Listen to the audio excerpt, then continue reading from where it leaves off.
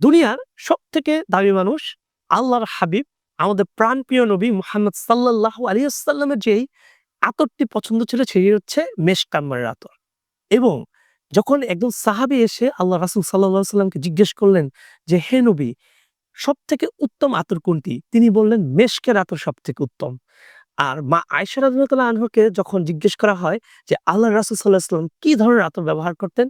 তিনি বললেন আল্লাহ রাসূল সাল্লাল্লাহু আলাইহি ওয়াসাল্লাম মেশক এবং আম্বরের আতর পছন্দ করতেন।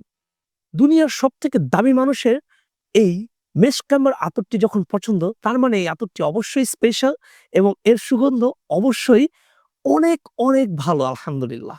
আর আমরা এটা বলছি না যে আমাদের এই মেশক আম্বার আতরটি আল্লাহর রাসূল সাল্লাল্লাহু আলাইহি সাল্লাম ব্যবহার করতেন।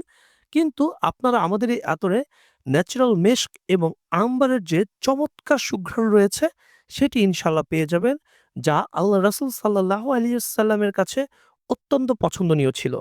আর দুনিয়ার সবথেকে দামি ২ টি সুগন্ধি তৈরির উপাদান দিয়েই কিন্তু মেশক আম্বার আতরটি তৈরি করা হয়।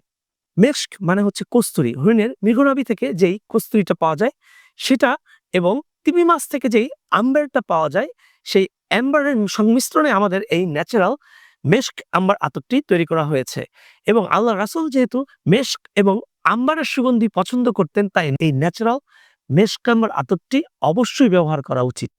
আসসালামু আলাইকুম।